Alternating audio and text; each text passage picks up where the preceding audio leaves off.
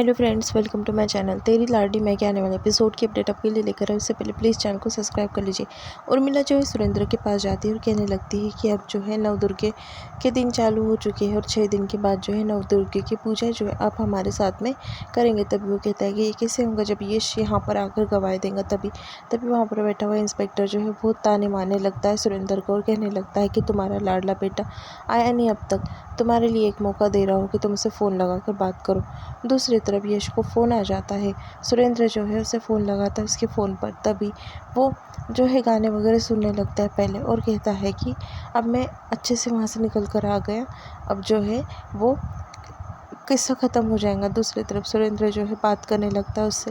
तभी वो कहता है कि पापा मुझे माफ़ कर देना, आज मेरी तबीयत ख़राब हो गई थी इसलिए मैं जो है गवाही नहीं दे पाया, पर मैं जो है थाने में आकर गवाही दूंगा। और फिर एक्टिंग करने लगता है तबीयत ख़राब होने की। तभी सुरेंद्र कहता है कि उसकी कोई ज़रूरत नहीं है बेटा, जब जो है अदालत में पेशवाई होंगी तब तो आकर जो है गवाही दे देना। तभी वो कहता है कि हेलो हेलो आवाज़ नहीं आ रही है, ऐसे झूठ बोलकर जो है वो फ़ोन काट देता है। उर्मिला को कहने लगता है कि यश की तबीयत ठीक नहीं है। तभी वहाँ पर बैठा वाला इंस्पेक्टर कहता है कि क्या हुआ, धोखा दे दिया ना तुम्हारे बेटे ने, तुम्हारा बेटा तो मतलब ऐसा कर रहा है कि तुम्हें बरसों तक यही जेल में रखना है। फिर बाद में वहाँ पर जो है वकील आते हैं और वकील जो है आकर बात करने लगते हैं। दूसरी तरफ जो यश होता है वो कहने लगता है कि पापा इन्हें बर्दाश्त नहीं होता कि मैं ऐश्वर्या उनकी ज़िंदगी जीऊँ। तभी वहाँ पर जो उसकी सास आ जाती है वैशाली। वैशाली कहती है कि कैसी है अभी तुम्हारी तबीयत, मुझे तो तुम्हारी तबीयत पर बिल्कुल यकीन नहीं हो रहा है, मुझे लग रहा है कि अभी भी तुम ड्रामा कर रहे हो, क्योंकि तुम इतने नाटक कर चुके हो कि मुझे तुम्हारे ऊपर यकीन ही नहीं। खैर छोड़ो, मैं तुम्हें ये बताने आई थी जब तक तुम झूठी गवाही नहीं देते तब तक जो है तुम सेफ़ हो। ऐसा कहकर जो है वहाँ से वो निकल जाती है। यह सोचने लगता है कि एक तो मेरी सासू माँ और दूसरी तरफ मेरे पापा, दोनों में से किसी को उठा लो। 4 दिन का रोना रहेगा पर ज़िंदगी से साला इनकी कटकट तो चले जाएंगी, मेरी ऐश्वर्या की ज़िंदगी तो ना छीने जाएंगी। दूसरी तरफ जो बिट्टी है वो चले जाती है वापस उसे काम करने की जगह पर। तभी वो जगह बंद होती है। वहाँ का वॉचमैन जो है वो कहने लगता है कि इनके परिवार से कोई बीमार था इसलिए इन्हें इमरजेंसी जाना पड़ा और अभी यहाँ पर जो है कहीं जॉब नहीं है, और तुम्हारे पापा के बारे में जानकर तो कोई तुम्हें जॉब ही नहीं देगा। बिट्टी कहती है कि फिर मैं क्या करूं।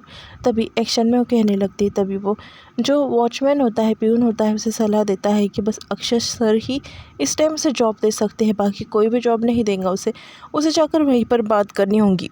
दूसरी तरफ उर्मिला जो है और सुरेंद्र जो है वो वकील से बात करने लगते हैं। वकील कहता है कि मैं तुम्हें ही जिताऊंगा और मैं जानता हूँ कि तुम सच्चे हो, पर कोई गवाही देने वाला है यहाँ पर नहीं है तुम्हारे साइड से और तुम्हारा बेटा भी नहीं आ रहा है।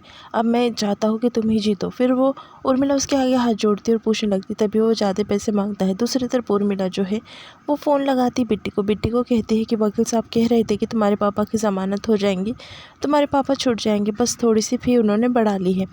बिट्टी परेशान होती है कि कुछ भी कर जो है उसे पैसे का इंतज़ाम करना है। जो कॉफ़ी शॉप चलाती थी वो तो बंद हो गई। फिर वो सोच लेती कि अक्षत के ऑफिस जाकर जो है वो बात करेंगे।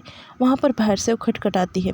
अक्षत जो है फ़ोन पे बात कर रहा होता है। अक्षत उसे अंदर आने के लिए कह देता है। तभी वो देखता है और एकदम हैरान हो जाता है कि बिट्टी वहाँ पर आई है।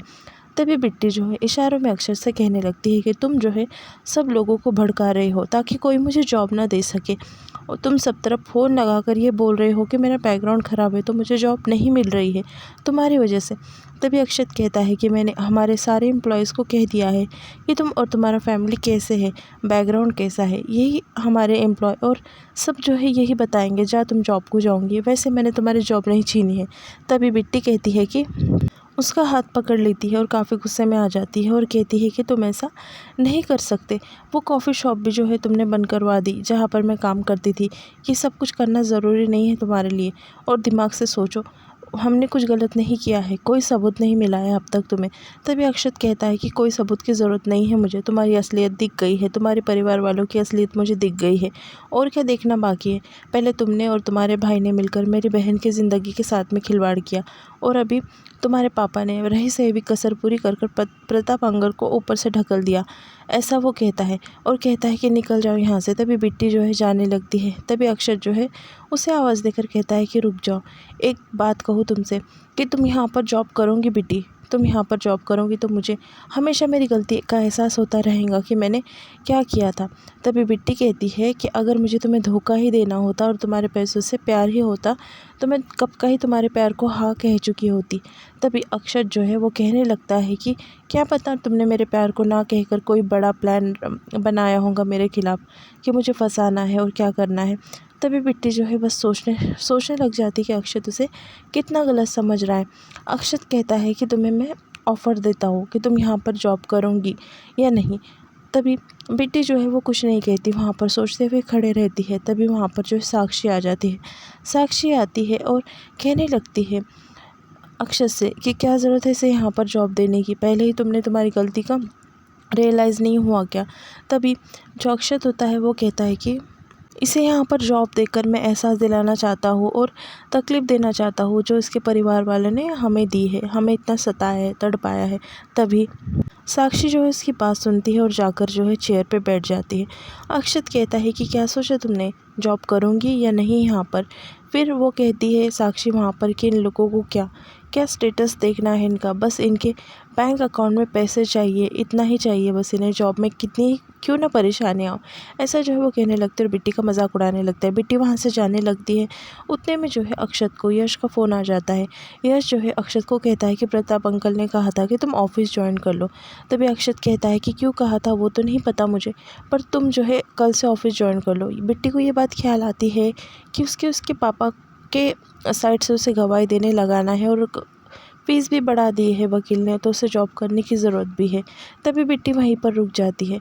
फिर बाद में अक्षत जो है फ़ोन रख देता है और फिर आवाज़ देकर बिट्टी को बुलाता है। बिट्टी से कहता है कि तुमने मुझे जॉब नहीं दिया, तुम जॉब करूँगी या नहीं करूँगी यहाँ पर।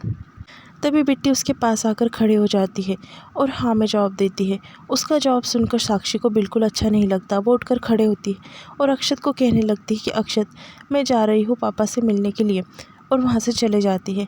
फिर बाद में अक्षत कहता है कि मुझे कॉफ़ी की दाग जो है टेबल पर बिल्कुल पसंद नहीं है, तुम जो है मेरा टेबल साफ़ करो। बिट्टी जो है कॉफ़ी का कप उठाकर वहाँ से जा रही होती है। तभी वहाँ पर तेज़ हवा आती है और उसकी आँख में कुछ चले जाता है। बिट्टी काफ़ी परेशान होती है और अक्षत को भी उसकी फ़िक्र होती है, इसलिए अक्षत जल्दी से उठकर वहाँ पर आता है और बिट्टी की आँखों में से जो है वो कचरा काटने की कोशिश कर रहा होता है और उसके करीब आता है। दोनों एक दूसरे को देखने लगते हैं।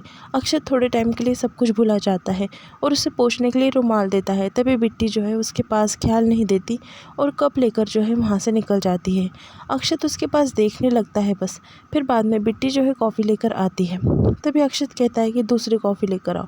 फिर बिट्टी वापस जाती है और दूसरी कॉफ़ी लेकर आती है। तभी अक्षत कहता है कि कॉफ़ी में जो है वो चीनी बहुत ज़्यादा है, कम चीनी वाली कॉफ़ी लेकर आओ। तभी बिट्टी वापस जाती है और कम चीनी वाली कॉफ़ी लेकर आती है। अक्षत जो है बार बार उसे कॉफ़ी के बारे में परेशान कर रहा होता है।